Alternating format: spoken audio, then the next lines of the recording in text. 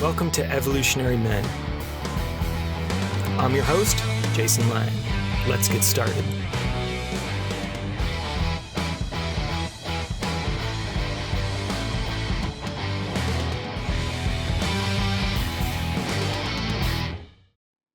All right. Welcome back. Super excited to be here back with Luke Adler for another installment of our Heart of Shadows series. It's been a little bit here, but very excited to dive in as we are approaching another cohort soon here. And had an idea for an episode recently that I reached out to Luke about that he was like, hell yeah, let's do it. And in short, one of the things I like about Luke and why I like running the program we do together is we kind of have the shared commitment to basically bursting the myth of the kind of facilitator that has it all figured out, right? That I'm up here, I've fixed myself, I've done all my shadow work, I'm good to go. So I'm just going to work on you. In that we are both men who are very passionate about what we do. I would say very highly skilled facilitators of shadow work and other modalities. And we're human beings that are in process and have messy, imperfect lives and don't always show up in the ways we maybe want to in our relationships or in our work. And so I really just kind of wanted to dive in that and kind of, as Luke was saying earlier, we're going to peel back the curtain here and just show a little bit of what's going on in our lives in terms of some patterns, or for me, a particular experience I had earlier this year.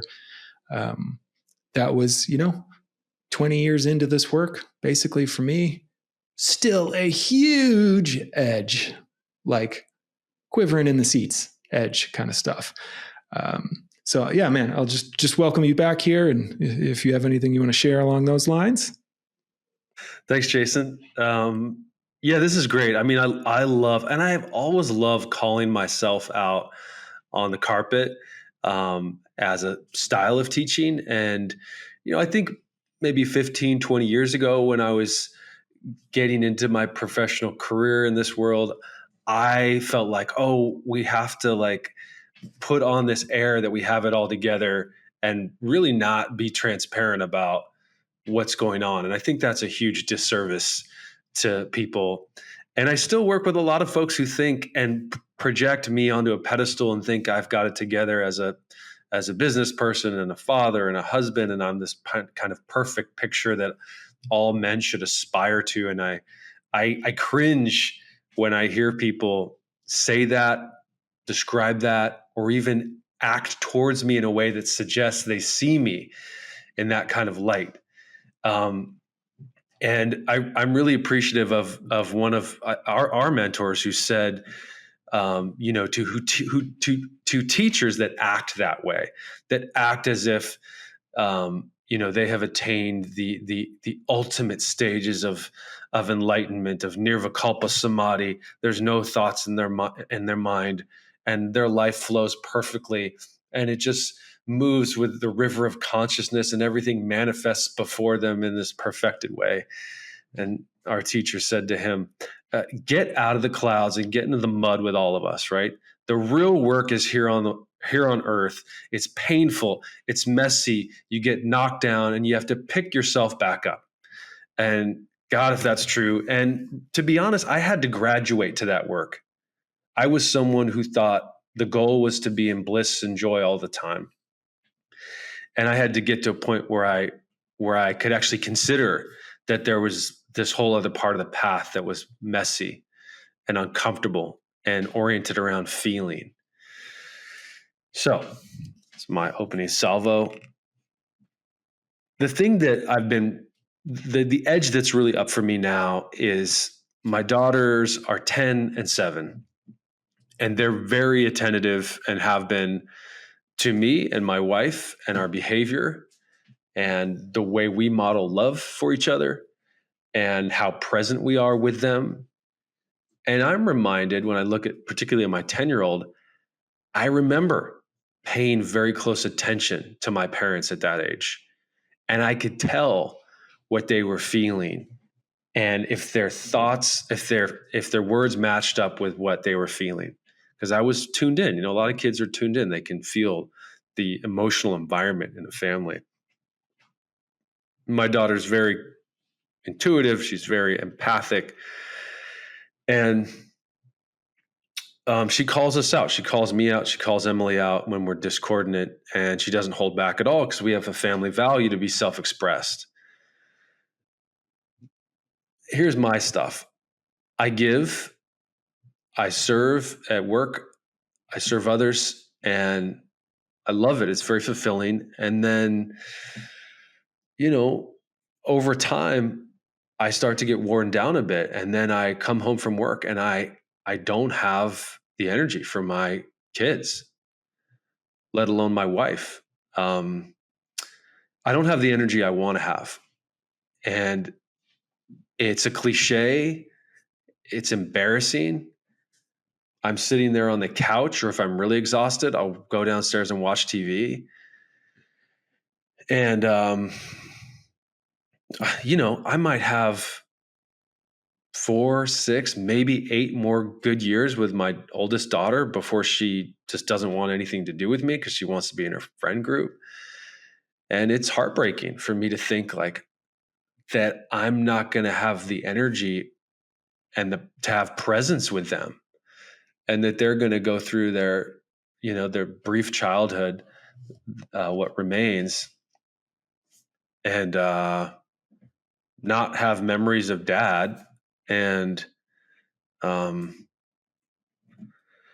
look back and go, yeah, dad was there, but he wasn't present. He wasn't really there. So the big edge I'm working on now is actually how can I build my life around being present for them? And I don't know that structure yet. I'm very attuned to it. But last night, for example, my littlest one, Juliet, was like looking at, she was drawing on the counter, and I was sitting in the chair on my phone, and she peeked up at me and I peeked up at her, and then she hid behind the counter. I realized, oh, she wanted to play like a hide and seek thing. And I could feel in me, like, I just want to go back to the phone and be checked out. And then this other voice was there, like, Luke, this is the moment to show up for her. And it took me a minute to kind of negotiate between the me that wanted to just stop and the me that wanted the deeper desire, which was to really be present for her. And I think because I just had a break, I just had a vacation. I had some energy, and I put the phone down and I played with her a bit, and it was really fun. And I felt like it was a really deep win of my soul to do that. But in reflecting on it, I'm like, I could see Jason in 3 or 4 weeks, as I go through my work schedule for an entire month. I don't know if I'm going to have the energy to put that phone down and play with Juliet Corazon, and let alone have the presence of mind to be with Emily, with my wife, and um,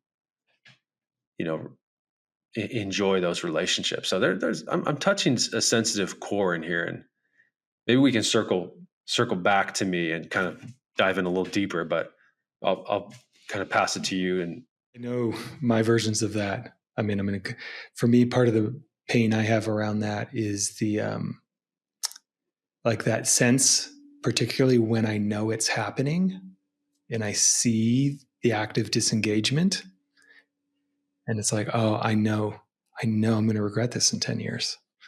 And here I am doing that thing anyway, which for me almost always is like getting sucked into my phone, or I've really become aware in the last months with my daughter, because she's about to go to TK this fall, and then really kind of get ingested into the, K through 12, like really gone. And we have another child coming later this year. So it's like she starts school in a month and a half. And so the endless summer days of just her and I, and not another child, they're coming to an end. Like there will never be this type of relationship between us again. And yet I'll still get sucked into my phone or be exhausted myself and do the kind of like, it's kind of hard to explain, but like direct her to kind of play with herself versus the what I've seen so transformative for her is when I enter her world. So when I actively enter and engage into her world, whether that's imaginary play or hide and seek or like I'm going to come be with you in your world, whatever it is you're enacting right now, which takes fucking energy and presence that sometimes I'll have not taken care of myself or worked out or gotten enough sleep or handled work in a way that I feel the agitation of that in my body. And then it has me disengage with her. So one of the things, I'm really trying to work in the next month and a half is okay to just give myself over to my time with her, in an appropriate way. But it's fucking hard. It's so hard because there are times where I just need nothing, but I can feel the loss of not having that, and feel the loss of not having that with her, and not having had that enough myself in my family system. And just the deep repercussions that's had on my life. So I totally feel you on that one. So deep, so deep. And yeah, embarrassing because it's, I keep doing this thing and I don't want to be doing it. Right. Which is often a gateway for work we do with men into kind of looking into some of the shadow there of, what's going on in our life, which I think we can circle back to. The tale I want to share it's a very specific moment from earlier this year where, my wife is now halfway through a pregnancy. And so it was very early on. We're older, higher risk. And so we were in a phase in the first trimester where just to be overly cautious, sex was off the table for a while. And we were a couple weeks into it, and I just started to notice some of my old behaviors coming back of kind of like isolating, distancing, feeling really horny at the same time.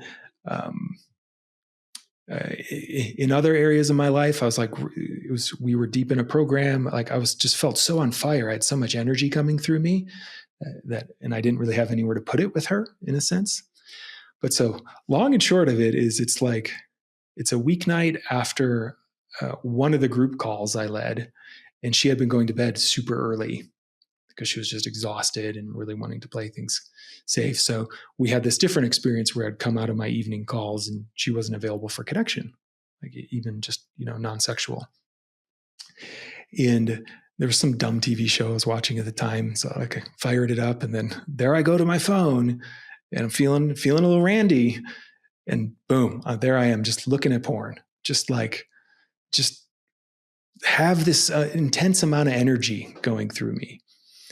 And the way our old place was set up, I'm like looking at the TV, looking at the phone. And then I turn to my left and I see she's actually sitting at our dining room table. The whole time she's been there.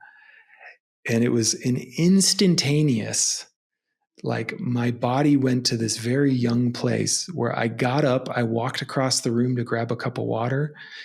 I think I'd been watching The Daily Show or something. And I made a comment about the show and then just sat right back down and fired up another show I was going to watch. I didn't engage at all, kind of out of just panic and terror. And then she goes to bed. So she goes to bed. And so I'm sitting there on the couch, like my heart's thumping. I'm like, oh my God, not only did she just catch me looking at porn, which is a sensitive thing for us from our last pregnancy and stuff. But I just totally ignored it and was a coward and walked up to her and totally avoided it and didn't say anything. And then just went back to my couch. And it was, similar to your moment where I'm like, fuck, this is the moment. This is the moment. I'm pretty sure she saw. So there's two ways this can play out. I can not say anything and it can like fester. She's probably going to lose a lot of trust for me. Or I can go have a conversation and it's probably going to suck right now. But, maybe there's a way to salvage this. So I'm sitting on the couch.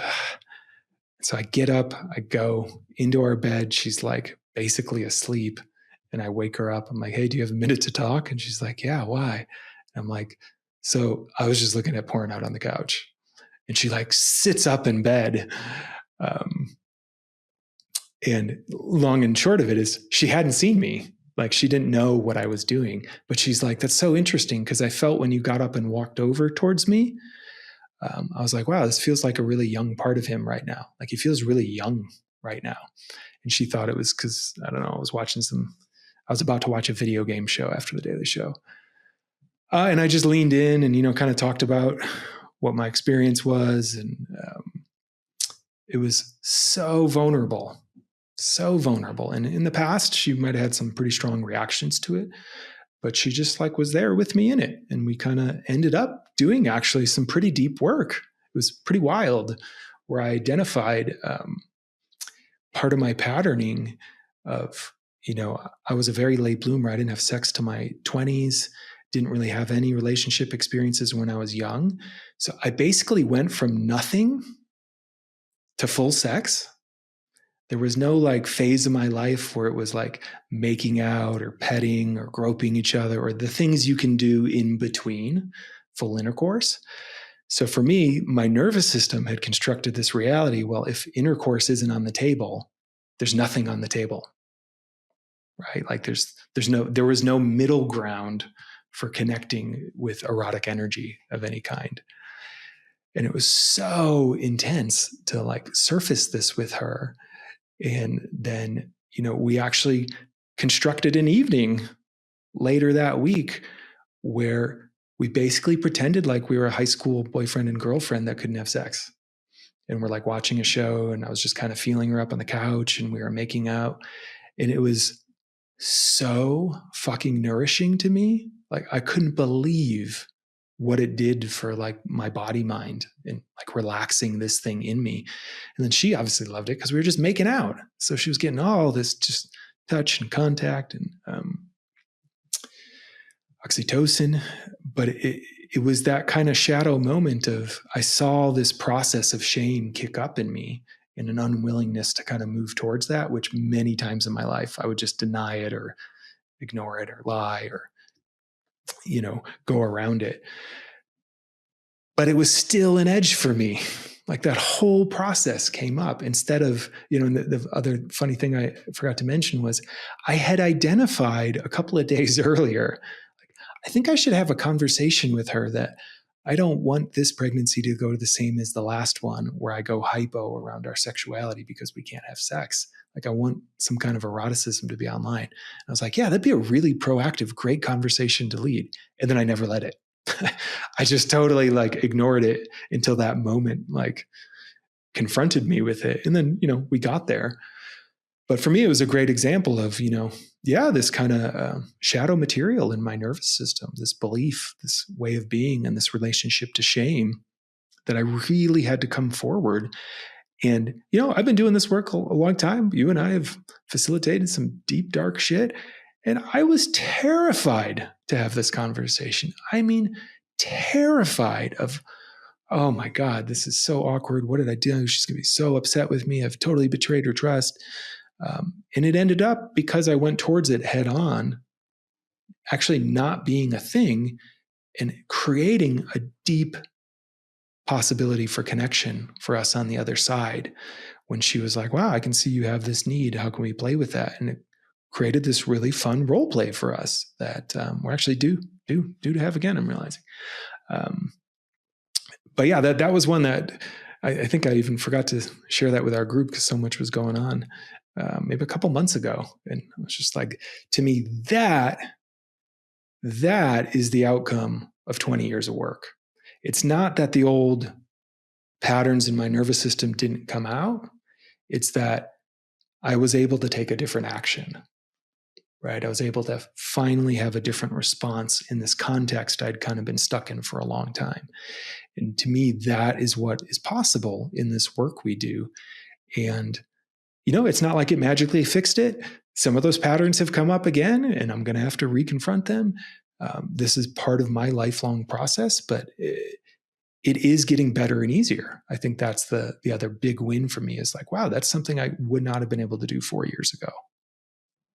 That is a fantastic, that is a fantastic story, tale, and journey that you had. And I mean, that, that moment on the couch, I could feel the youngness in me, as you shared that. Just God, I feel that little boy who's like, and the little boy going like, well, if I didn't get caught, I'll just kind of keep it down there. I think that moment, Jason, was like, that is such a radical moment of growth, because the negotiator in there could have just said, well, let's just sleep on it and see if there's a vibe in the morning, and kind of play that game of like, maybe if she didn't see it, no big deal, right? I'm like, many of us would be like, well, that's fine, you can do that. But I think what you what you did is, you're like, no, this isn't aligned with my values of in my relationship, and my values of myself, of my own love for myself, and myself as a model for this work. So I really, I really commend you for that. It's just such a powerful move. I mean, I'm just listening to that, feeling like, wow. Um, you know, I think the gift in a story like that is it makes me reflect, and anyone who's probably listening, on where am I not leaning in, not catching it. Where am I going? It's fine. It's whatever. It's not a big deal. It's, who cares? Just, you're just blowing off some steam. You're just resting, whatever. We could create tons of social context around that to normalize it. But in the context of your commitment to truth, flow, and vitality, vitality in your body and in your relationship, that's just an awesome example of catching the shadow, catching where we want to go to sleep. Yeah. Yeah, sleep is a great metaphor for how that shows up in me, of just kind of wanting to disengage from all that and pretend, go away, and just go away from that conflict or that realization. And the other thing that just struck me in that moment was how just like utterly familiar it was. Just like, oh, I know this moment so well, and it's been so painful, and I know exactly where it goes. Like I know where this behavior takes me. And that was the choice point of, well, I got to do something different, right? I got to do something different and trust my partner here, that the work we've cultivated with each other and the safety we've cultivated has space for this, right? So I don't have to pretend this didn't happen. And okay, why did it happen? What am I needing? What am I not sharing? What are my habits from my family system? And suddenly that just opened up, and we were so much more connected. It was like profound to me. Of we talk a lot about shame in our program, of how, I could just feel how strong it wanted to keep it in, versus, okay, no, this is the thing I actually want to connect about now. But that's also why it was so tremendously healing. The shadow that it's hitting up against for me, that's related to the stuff around my daughters, is that sexual energy. Use the word eroticism, that living force that when we're in relationship to it can be really vitalizing, particularly in the context of kind of awakened relationship, or a willingness to turn towards our shadow in ourselves and in our relationship and in whatever enterprise we're a part of. And when sexual energy is not online, their energy, if sexual energy is not online, it means the energy is most likely in our head. It could also be in our heart. We could be very heart oriented and very head oriented. So there could be a lot going on around our head and our hearts, and just not much happening down in our pelvis. And again, I like to come back to classical yoga and these kind of mystical traditions that really villainize sexuality and say it's a distraction and it's, a place of even evil in certain traditions. There should be all kinds of rules around it. But the actuality of it in physiology and energy is that if our sexual energy is not online, we will lose vitality pretty quickly because the genitals and the kidneys are tied in together around endocrine function, around hormone function. So if you don't have cortisol and pregnenolone, the building block of hormones, and testosterone and progesterone and estrogen, if these aren't being vitalized through your system, not just through the monthly cycles, but through sexual energy that we're in touch with in a healthy way, right? And this is kind of the moral of your story is getting, at least in an energetic level, let's stay in a healthy relationship to sexuality. The truth is that we're forced to. This is, well, at least in terms of physiology, we can't get away from it. So the point I'm trying to get to, I'm like going on a rant here about energetics and physiology, is that my tendency, and my wife's too, is to get the energy more centered around my head and my heart, and to really lose touch with our, my pelvis. Same for her. So we really can go to this kind of asexual place where we're very happy being of service to the people in our careers, service to our children, and even service to each other to a degree. And what happens for me is I start to go a little mad because I'm serving my patients, my clients, and I'm coming from my heart, I'm coming from my head. And then Emily comes home and she wants to give me the daily report. And she wants me to listen to her for now 60 minutes. I've just listened to people for 7 hours, counseling, coaching, guiding. And I can feel my nervous system just shuddering as she shares. And like sometimes we can interrupt that. We can start to kiss and hold each other. And my whole vital system, like you said, comes right back online. I feel so much better. But she and I both have some shadow around this where we just kind of lose touch with that center, and it becomes kind of I guess numb. Numb is the feeling, and there has to be some work that gets put in there to reinvigorate it. And where I start to get in trouble personally is I start to search for that vital energy again, and I go into extreme sports. So I'll put myself in dangerous situations, whether it's whitewater rafting or mountain biking. All of a sudden, this pusher in me comes online where I start to want to find that energy, and it starts to get a little dangerous in my mind body, where I'm like hunting for it, where really it's right there with her, but it's a place that we have some blinders on in our relationship. It's another part of this whole edge where I just kind of forget about my pelvis. And the truth is, Jason, that when I'm in touch with my sexual energy or my vital force down there, my facilitator work and my work and my career is so much more fun. It's one of the reasons why I love Heart of Shadow with you, is because we have to have that center online to do the work we do, because we got to be present at all levels with people.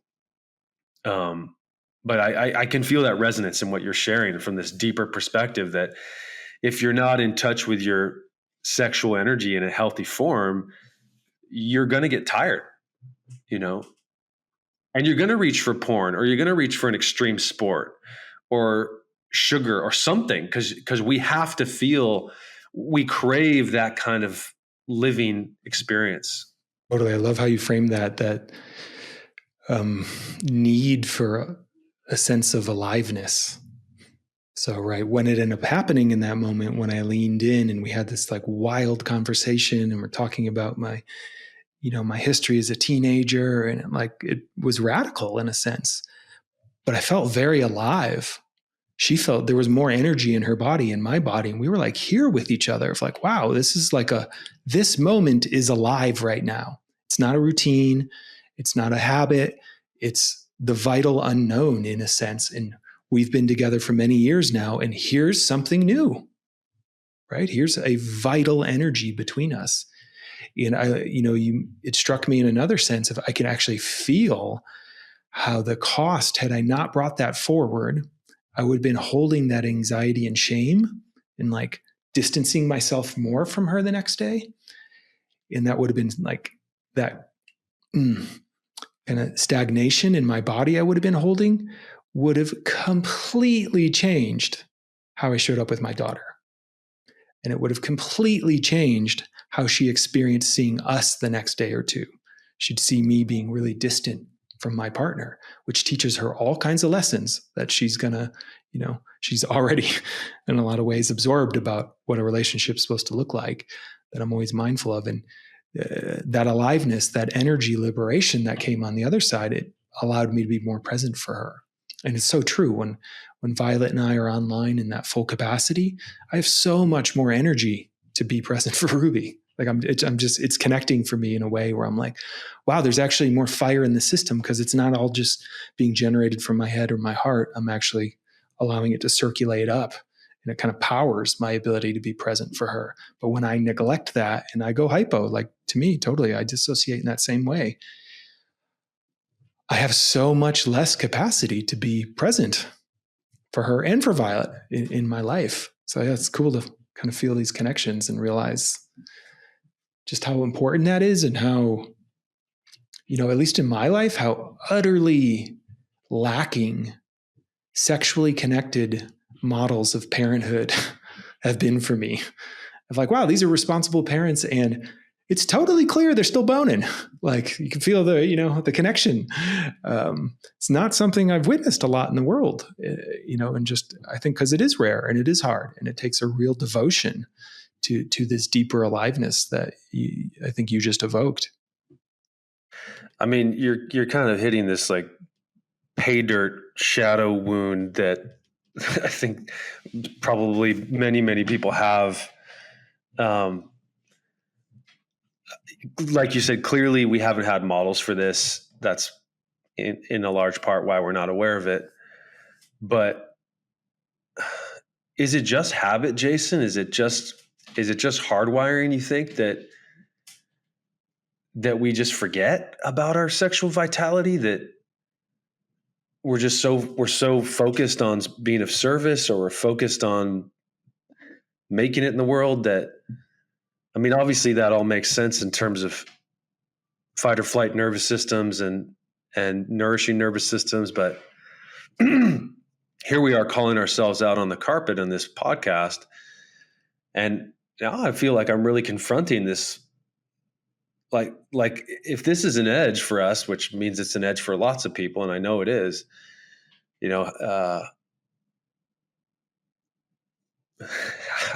how do we stay aware of it? What is that blind spot that, I mean, we're looking at the social factors, the genetic factors, but there's a lot in there. There's something in there that we're not seeing it.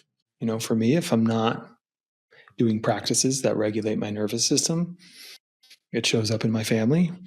I don't have the energy to show up. I don't have the energy to connect with my wife. And,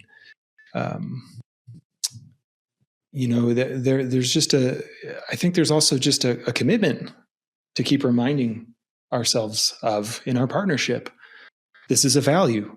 This is important to us. When this is online, our whole family system is better. It's so true for my family. When we are connecting in that way and getting nourished by each other, whether it's sexual connection, just emotional intimacy, or going into those vulnerable places of the unknown, of taking some risks with each other after a number of years, it fires up the whole system. It's actually a gift to my existing child, my forthcoming child, the people around us.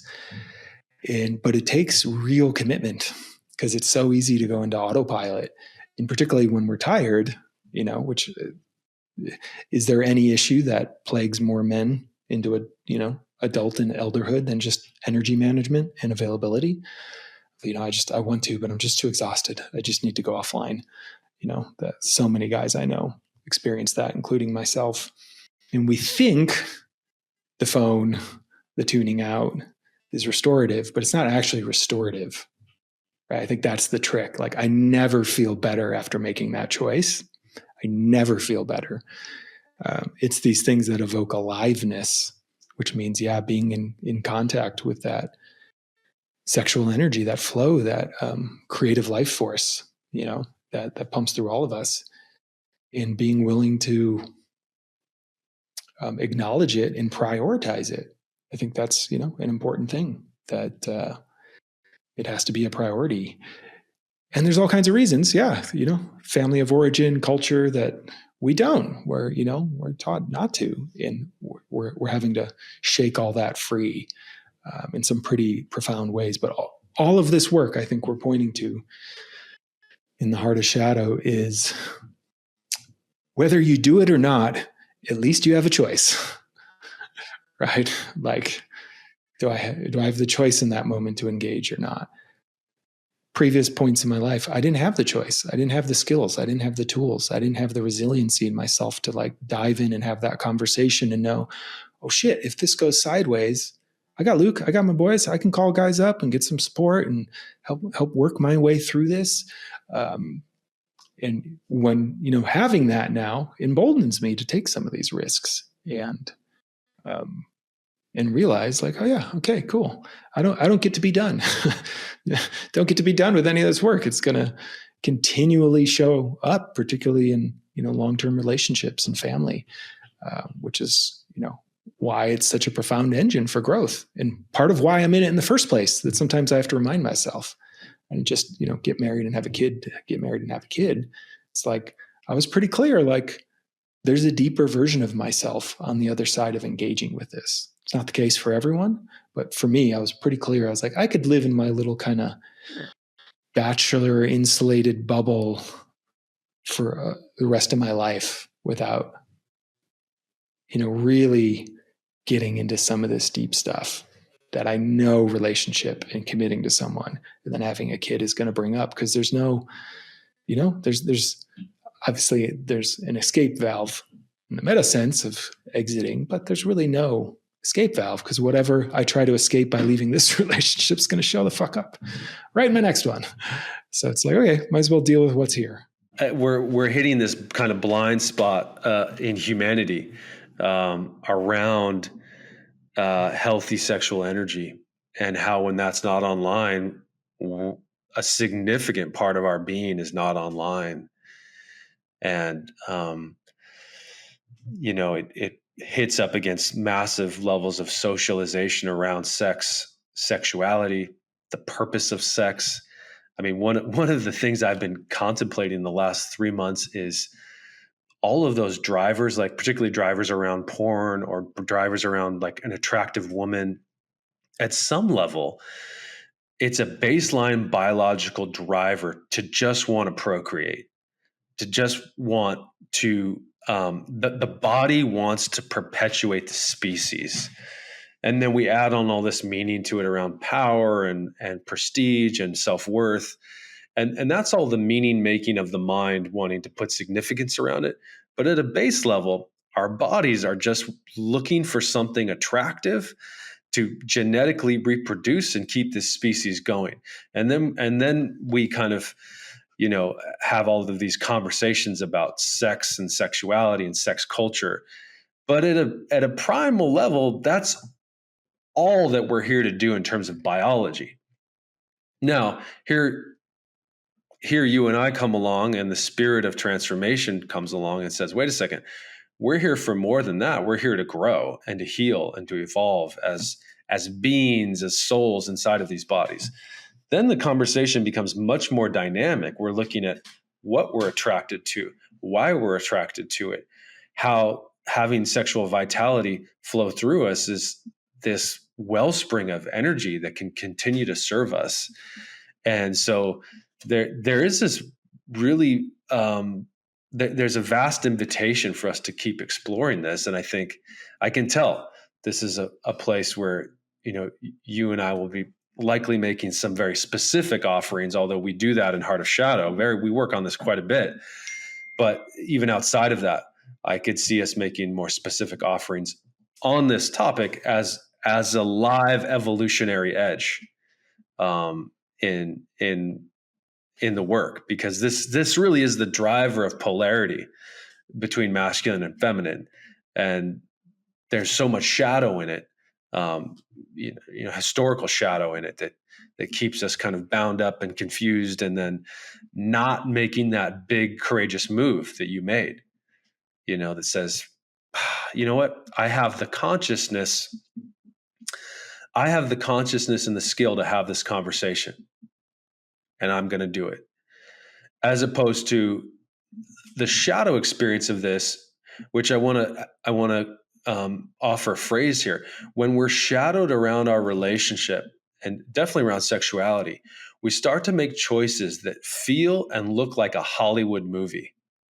They're like scenes right out of the rom-coms and the dramas out of Hollywood. They're the best shows. And all of a sudden, we find ourselves making those same statements or behaving in the same way we see on TV. And it's because we're acting from the most unconscious place that's just a perpetual story in humanity. And Hollywood is this great server of our shadow reflecting back to us. And so I sometimes find myself and Emily, like, we'll say things that sound so cliche, sounds like they came right out of a terrible Zac Efron movie. And I'm like, there's no living energy in that. It's just this asleep phrase that I've heard occur over and over. The cliche in your moment would have been to just not say anything. Like, it's just so uncommon to really catch those moments and be courageous and feel life force return, and to not go have to crash your mountain bike down a steep thing or surf the big wave or bury yourself in work, but to pause and interrupt the unconsciousness.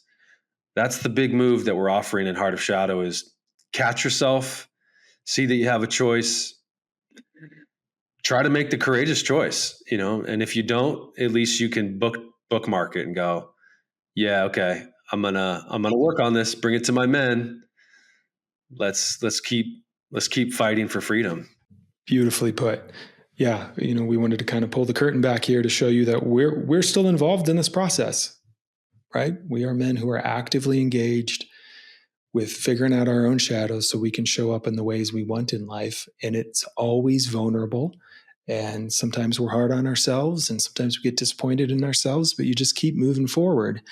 And you'll have that moment where that realization comes. You're sitting on the couch. There's your kid that wants to play.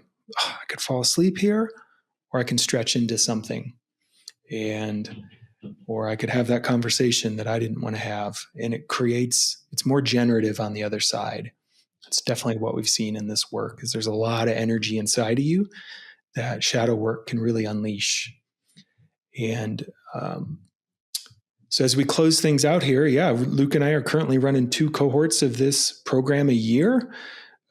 We have one coming up this fall. You can just go to heartofshadow.com to learn about the dates and even register now to get involved. We go deep. It's been an amazing time in this program so far. So if you've been sitting on the fence, it's time. We're here for you. Come out and play with us, guys. It's amazing work. And I think Jason's story really, and my story to some degree, catching those moments, it's catching moments where vitality can come back into our lives, and moments where we can just keep losing it. And there's not a supplement, a surgery, an intervention that's going to give that to you. It's really the design of the soul that we have to be responsible. We have to have our own volition to respond to moments where we get to be free or not. And having a group of men who are committed to that, it doesn't just make it twice as more doable. It makes it 10 times more doable to have a life that really starts to flow. And if you're resonating with what we're saying, sign up for the next cohort. You want to do a discovery call with Jason or I, we're happy to do that. it's been an amazing journey, and it's only continuing. So yeah, come find us.